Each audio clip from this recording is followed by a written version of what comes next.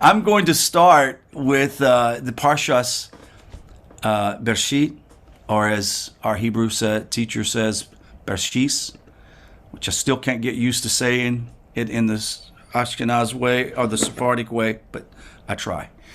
We're going to start with Adam. As you know, we started Bereshit with a homage to the Kabbalistic approach to it. Now, all of my classes for this year will not be so Kabbalistically centric, but I will attempt to bring sort of a higher level of understanding spiritually about these texts, and I find it important. So we're going to first talk. We know up to this point, Adam and Eve are created. We talked about how creation is a top-down approach to bringing divine essence and light of Hashem to the physical realm of creation, and that Sinai was the embodiment of that same type of creative information and binah, the wisdom that starts from Sinai up, that elevates humanity up. And so the whole idea is we were created to bring these two together. And we're going to look at some really particularly good information about Adam, the origin of sin. We're going to go back to the idea of dealing with what Joe was talking about, the light. And Sandy mentioned it as a question or a comment Sunday, that is it possible that, it says that when we die, when the end comes and after the millennial reign, that we'll return back to Gan Eden. Does that mean that it says, and I think, what verse, Sandy, did you quote? Do you remember the verse you quoted, the end is found in the beginning or something like that? Isaiah, let me see if I wrote it down somewhere.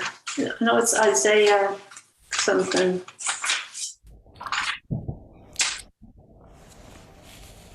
I guess I didn't write it down, but I'll find it again.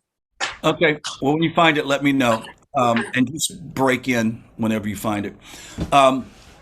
So the idea is that in the end, we return to Gan Eden. And I believe by understanding what the Kabbalah says about Adam and Eve and the creation, those little nuances, we're going to understand that those are the things that will need to be corrected, and that what we'll move back into. So you're going to get a vision or an idea of what it's going to be like when we go back to the original, what we're going to be constructed of, what it's going to look like. So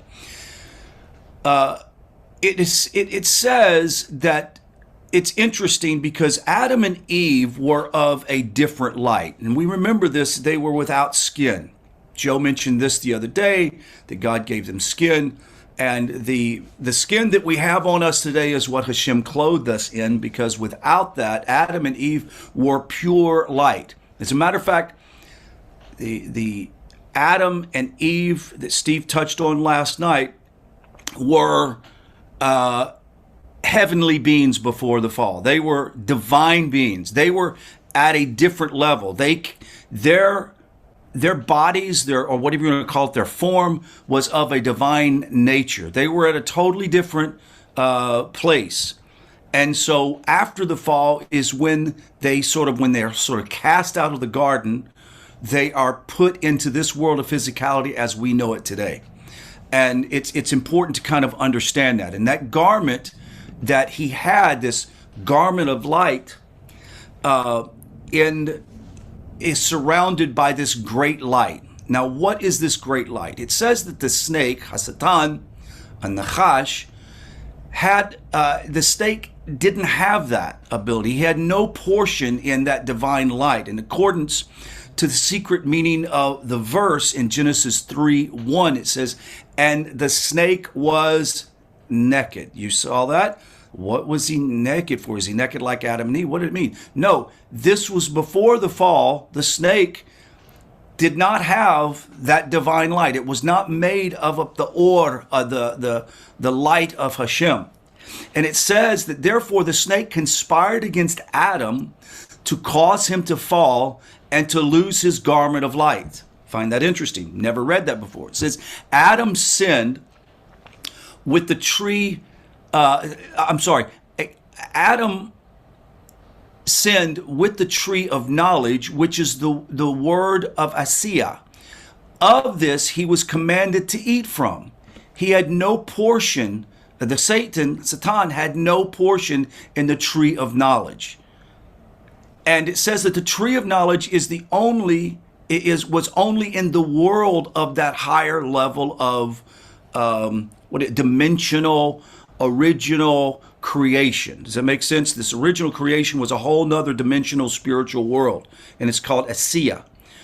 This tree of knowledge was only in that place, but by Adam's sin, the klipot are now mixed together with holiness. That is the klipot of failure, of the fall, the klipot of the hardness and difficulty of physicality, as we talked about last night, the cursing of the ground, etc.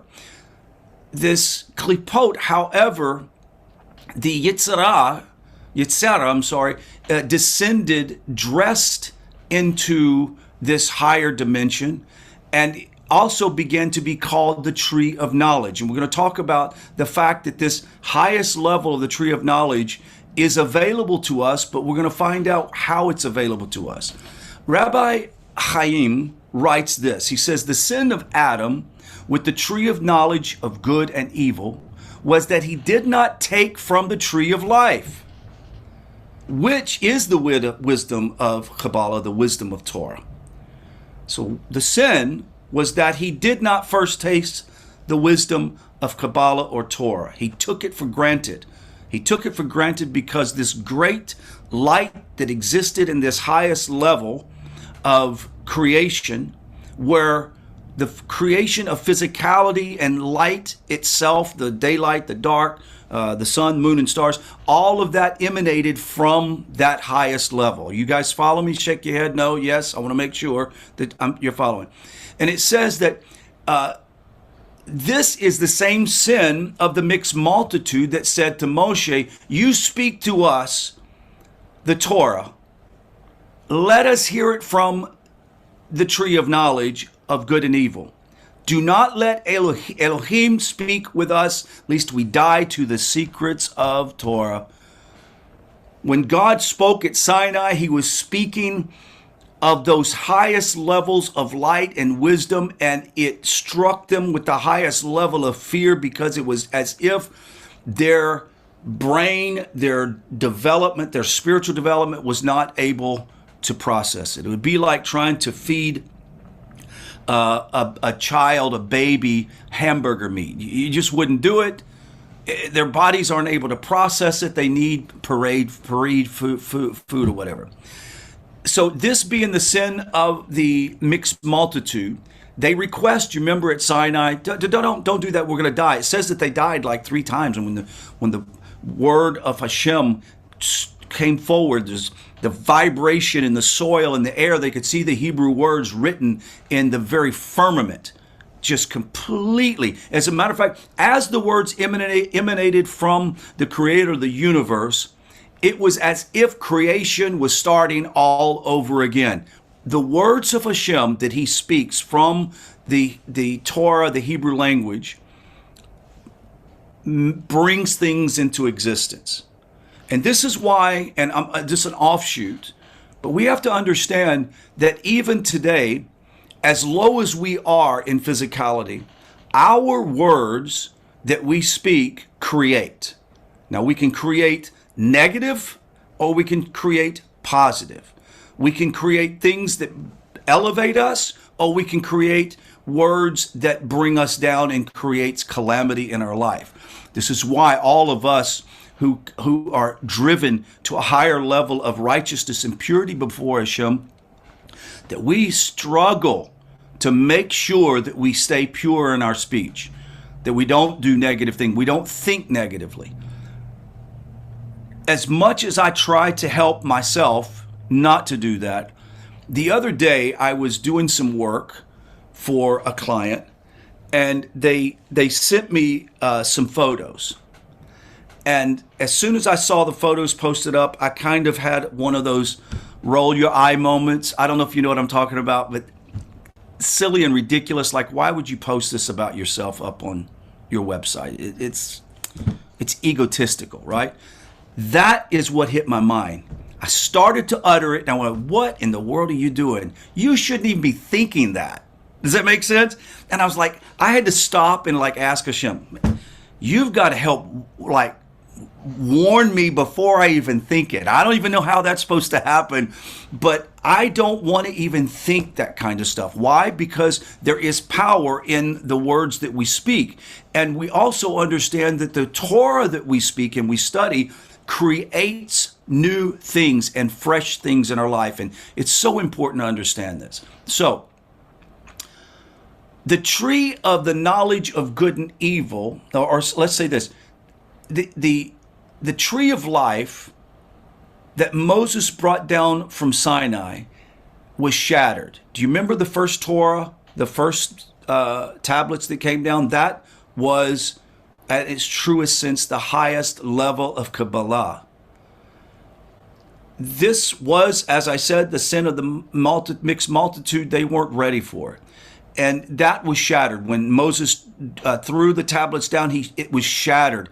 And so instead, they received the Torah from the knowledge of good and evil. And according to Kabbalah, which is the Mishnah, the idea that the Mishnah, the oral Torah, is not the highest level, but it's the next level down. Because at the highest level, most people probably couldn't even stand under its purity and its goodness. This is the cause of the destruction, actually, of both of the temples. What was the cause? Is the speech that was being uttered, the hatred that was being uttered, the lack of knowledge of wisdom. They lost their wisdom, therefore they lost their temple, which is a scary thing. This idea comes from Etz Chaim, chapter 2, section A. Now, Adam Rishon was forced to leave the Garden of Eden for having eaten from the knowledge of good and evil. The reason why good and evil was bad was not that it was not supposed to be consumed, but before you get into the knowledge of good and evil, you need to know the highest level of wisdom. You need to understand the highest level of wisdom that comes from Hashem. Well, we discovered last Sunday night that highest level was immediately amassed or concealed by Hashem. When it said that he separated, you remember the light from darkness? That's when it was concealed. Adam Rishon was forced to leave the Garden of Eden, as we said, and Adam was on a higher level than even the tribes are today. That's after what happened. They were at the highest level than all of the people of Israel today. And at that time, the creation of the worlds were on a level that nowadays exists only on Shabbat. Why Shabbat is so important? Because it is on Shabbat that Hashem, what we call, garnishes a time for all mankind to enter into a special place, that it's out time of time and space in which the essence of peace and shalom comes into a house. And the highest level, that's why Torah learning on Shabbat is so important, that we gain the most essence from it. God revealed to Adam and Eve a book given to them in the Garden of Eden by the angel of secrets.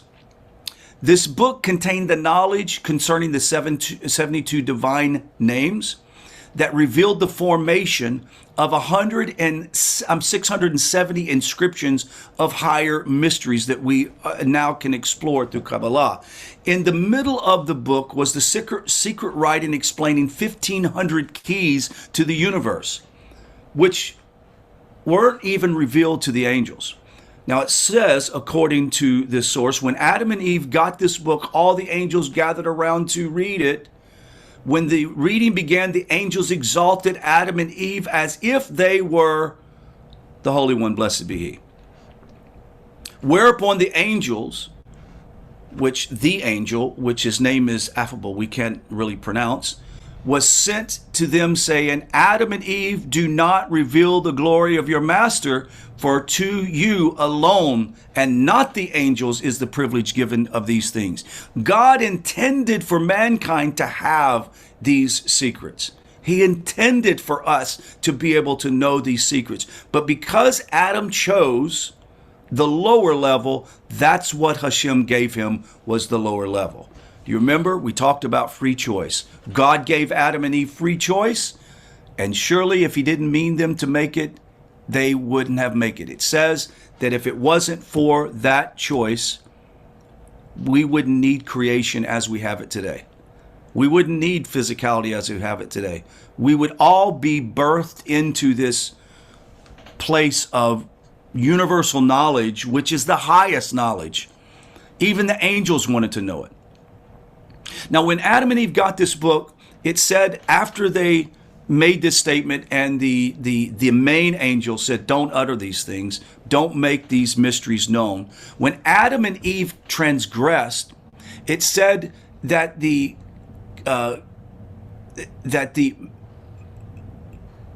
master of the universe, it says that when they made this transgression, the book flew away from them. Now, Joe, you mentioned metaphors. Not literally that there was a book with dust on it and a leather cover. We know that. This is about this great wisdom that Hashem gave Adam and Eve. And when they chose to eat of this tree, not that the tree was forbidden, period, but that it was left for later. It wasn't meant to be consumed immediately. It was supposed to be wisdom that they were supposed to consume. So when they chose this, they were given the lower level. Now, interesting story that I've never heard before, and I'll share this. It says Adam was so distressed by the fact that the book left. We've heard this reference before. It says that Adam, when the holy light, when he existed in that highest level, both he and Eve, especially him for the longest time, when he existed at that level, he could see from one end of the universe to the other, which meant that he was one in mind with the creator of the universe. He knew everything. He understood everything. Very much like where we're going to return to. When the end of age takes place and we return to Gan Eden, we will enter into a place like Garden of Eden with the wisdom that Adam had from the beginning. And what grants us that ability, both Jew and non-Jew, is do you embrace even the lowest level of wisdom? And I say, and not my opinion, but the opinion of the great masters of Torah, that those people who engage, righteous people who engage in the study of Torah, also have access to this wisdom. We also have access to this. Now, do we want to limit ourselves? Yesterday, Mary Lou, I hope she doesn't mind me mentioning this, but she said a dear friend of hers, she mentioned the person's name, and I know that they were involved in Christian ministry together, and they've obviously separated. And this person really doesn't want to have anything to do with Mary Lou. And Mary Lou wrote her a letter, hadn't spoken to her a while, and just like, hey, I want you to know I still love you and respect you. And I sure hate that we don't have a friendship and a relationship like we used to. And the person reminded her, well, it's really difficult to have a relationship with somebody that, how's the word go, thinks too much? No, is not satisfied with what you study? How's it go? She should only do heart knowledge, not head knowledge. Head knowledge, right? She shouldn't have any head knowledge. She should only have heart knowledge. Right. So the whole idea is you think too much, you have head knowledge, you're just wanting to get more knowledge, and it's not about heart, because if you had the heart knowledge, you would settle on JC. You get the point, right? So this idea is that this book was so important to Adam. He realized what he missed. It said that he entered into Gihon, a river called Gihon, which is one of the rivers of the garden, up to his neck. And he stayed there in protest so long that he just became wrinkled like a prune. And his face was haggard. And it said that therefore God made a sign to the archangel Raphael to return the book, which Adam studied for the rest of his life. Actually, Adam and Eve. He left it to his son Seth, and it went through generations to Abraham, and it is still hidden today. How do you think that Melchizedek knew what he knew? How did Abraham learn from Melchizedek and from Noah? He learned these higher levels of wisdom. Now, we also know that higher levels of wisdom only transforms the student. It never transforms a society. It only transforms and gives that student the higher level. Ultimately, hopefully, it would transform a society. Now, as we mentioned before, the light, though hidden, remains accessible to all righteous people, not just to Jews, not just to the great chachams of Torah. God made a separation in the illumination of light, that it should not flow or give off light except for the righteous. Now notice I say the separation of light. We're talking about the beginning when he separated light from darkness. This wasn't the sun. This was a separation between the higher levels of righteousness and purity and the lower levels of creation and humanity. It said that it's not to flow off light except for to the righteous. Those actions draw it down and make it shine. However, the actions of the evil block it, leaving them in darkness. And this itself was the hiding of the light. So if we want to understand the secret of concealment, we've talked about how God concealed the light or concealed that highest level of illumination. Well, it was concealed because of negativity. It was concealed because of evil. And it continues to be even more concealed throughout history. And I would venture to say that in these last 20 to 30 years, we've seen unconcealing of that, because evil is not as prominent as there are righteous people who truly want to do the right thing. And when I say righteous, I'm talking about the giant funnel that Rabbi Wolbe talks about. It starts up here, the broadest level, and goes down to the tip, which is the highest level. Now, it is the goal of every spiritual person who wants to maximize his or her life to discover this holy light. This is why we're here, guys. And how it is to be used for its divine purpose. We're not studying Torah because we're scared to go to hell. We're not studying Torah because we think it makes God happier. We are studying Torah because we know that our study, the world is dependent upon us studying and bringing down and drawing down light. That's obviously what Kabbalah means, is to draw down. The pristine light of the day also belongs to the initial stage of creation. So the light that we see today is at its beginning, at its genesis, as the English word would say, comes from that source.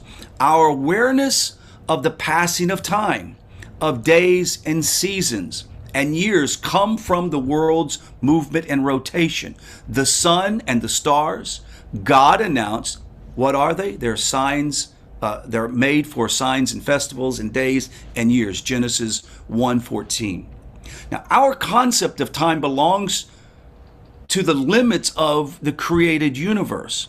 It is a product of movement and change, a result of the world's temporal nature.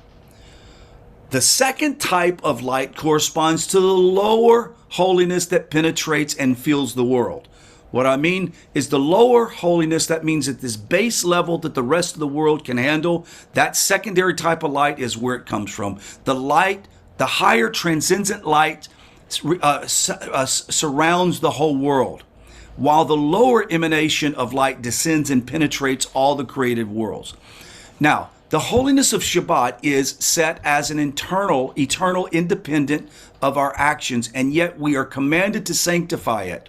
It says in Exodus 20, verse 8, how can we sanctify? It says, remember the Sabbath day and make it holy. Now, how do we do this? The essence of holiness of the Shabbat is eternal and transcending in time. Now, I want to make a statement here so that no one misinterprets what I'm talking about. I'm not intimating that non-Jews and Noahides need to observe Shabbat, or should, or are obligated to observe Shabbat any way that the Jews do. However, there is an honoring and revering of God's holy day of rest that he established before and that he gave to the Jewish people. There is a way for us to also receive from that flow of illumination on Shabbat. The Bible's revelation at Sinai came to repair the sin of eating the tree of knowledge. And he says, I've created the evil impulse, and I created the Bible as a remedy for it. So the Torah is the remedy for this impulse toward evil. The Bible reveals the transcendent light of the first day of creation, the light of timeless holiness. Therefore, the first letter of the Ten Commandments begin with Bible's revelation, the Hebrew letter Aleph. God is eternal, and all things emanate from him. It says, God saw that the light was good, and he separated the light from darkness. That is, the light in Hebrew, in original language of the Bible, has a numerical value of, and you've heard this from Steve a lot of times, 613, which is the number of commandments rooted in the Bible. We notice repair, that it's light, and that light is revealed in mitzvahs. Now, God has given us this hidden light. You and I have access to the hidden light, and it's found in the mitzvahs. Stay away from darkness, which is the end of suffering and death, and choose life. That's what the choice was given when they went into Canaan. Choose life or choose death. What do you want? Our goal is to work the light, to work toward the light, to work toward mitzvahs. The only way that we are going to experience and receive the greatness of the highest level of Hashem and his likeness is through the Torah itself. It says, and God said, let there be firmament in the midst of the waters, and let it divide the waters from the waters. We talked about the duality last night. And God made the firmament, and dividing the waters which is under the firmament from the waters which were above the firmament. And it was so. And God created the firmament, heaven, and there was an evening, and there was a morning on the second day.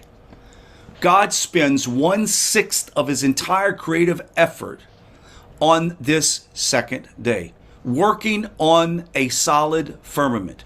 The strange structure which God calls heaven is intended to separate the higher waters from the lower waters.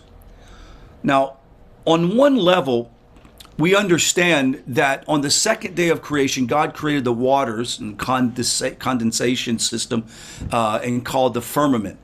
Waters turns to vapor, a gas, and rides on the clouds, where it forms into clouds and eventually leads and brings rain to the earth. This is what waters everywhere on the earth do to sustain life on the planet. And it's very important. That's what God created on the second day. Now, also, maybe we can bring it up in discussion. This also is how Torah emanates from heaven. It rains upon us. It says that Torah is like the dew. You remember this in Psalms? It's like dew. It's like rain. It's like rivers. We've been seeing this. So, on a deeper level, Ramban suggests that it is a deep mystery that is difficult for the average person to really understand. He does also suggest, however, the best way to understand what happens on the second day of creation is that God separated the physical world, what we can see and experience by our five senses, from the spiritual world, which is beyond our direct ability to comprehend. He separated those things. So the firmament is actually the spiritual world. Do you get it? When we think of firmament, what do we think? Clouds, sky, the moon, the space. That's not the firmament. The firmament is actually the spiritual world. He separated them. Now, with that separation, the spiritual world, that we can reach out and, as I said, study the Torah and do the commandments. So we have the ability to enter into the firmament that God created. The Bible teaches that the heavens and the earth were created on the first day of creation. From the time being, we will put aside this, what the heavens are and what the earth is, and what a day is in its context. But let's focus for a moment on the fact that the heavens and the earth have been created as one day. Heaven, or given that the heavens and the earth have already been created, it's kind of puzzling to read this statement on day 2, which implies that God separated the heavens from the earth on day 2. And then goes on to say the firmament separated between the waters above and the waters below.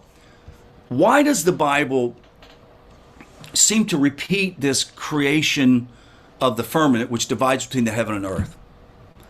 It is created once on one day, and then mentioned more specifically on day 2. Now, if you go to Rashi's commentary, he quotes the Midrash, which explains the apparent repetition. He states that the firmament has been created on the first day, which the firmament is the spiritual level that we can access, but was somehow unstable. In the book of Job 26, verse 11, he goes on to say that day 1, the firmament is described as if the very pillars of heaven were weak. Interesting comment. The Midrash explains that when God says on day 2, let there be a firmament, this commandment was experienced as an awesome roar. It was as if the firmament became awestruck, like a person who is shocked and stands still from the roar of one who threatens them. As if the Bible was describing 3 phases to the creation of the firmament. Its creation, its experience of becoming awestruck by the roar of the Almighty, and its ultimate stabilization. Here's another perspective, and I found this equation interesting coming from Kabbalah. The basic formula for photosynthesis is this, and I'm quoting it not because I'm that smart, but because I read it, okay? So I just want you to know I'm not a scientist, nor whatever you call it. So 6 CO2 plus 12 HO2 plus sunlight,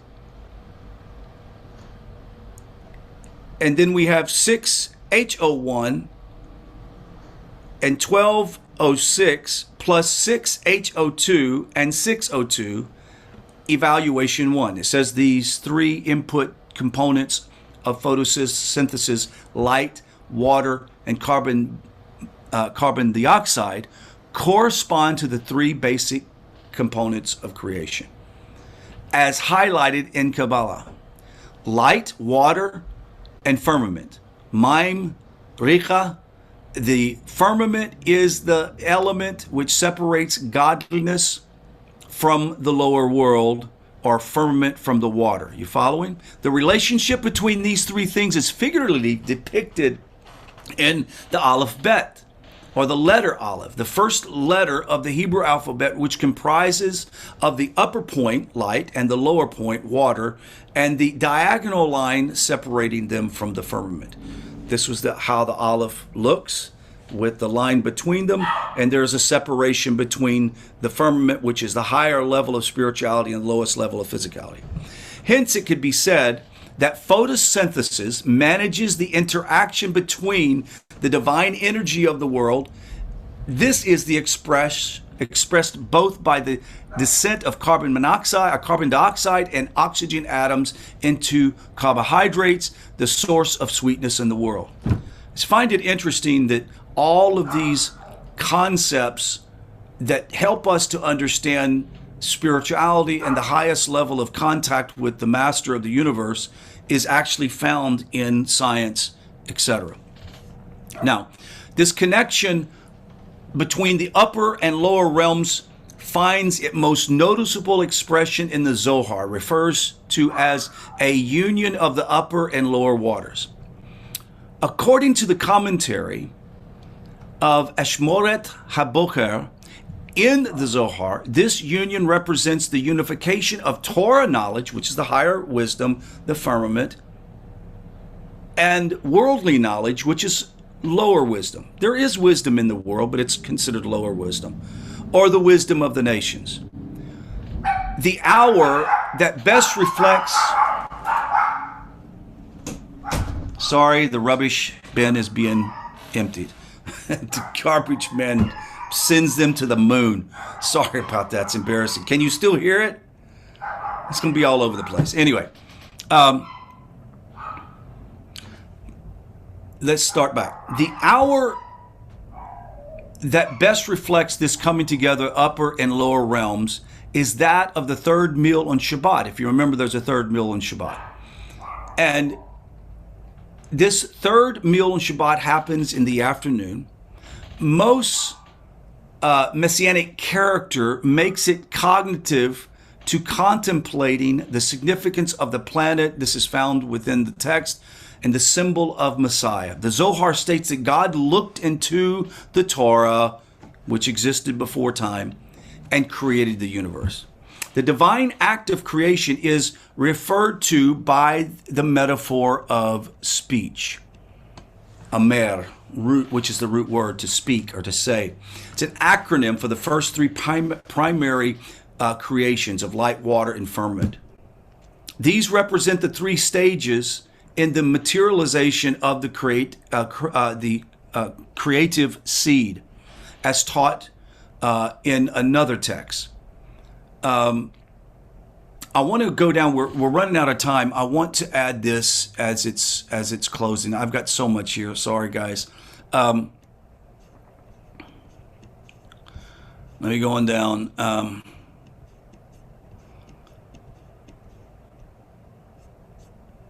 Oh boy. Let me just mention this. This is too much to get into. This is probably text that would last me 3 hours to do. But I'm going to give you these little jewels, and then I want you to go in and do some research on it. The alphabet, the Hebrew alphabet, is like the periodic table of elements. The written Torah, it has in it only the crowns of the letters and the letters, and it has none of the vowels written in it. Thus, the word of Torah have many possible meanings. This does not mean that there is not a known simple meaning which Moses taught from God at Sinai. But let us know that there are other secret meanings in its words. The letters are the 288 sparks of the vessels that shattered. The vessels that shattered, obviously, God, when he created Adam, he was one. He was one soul.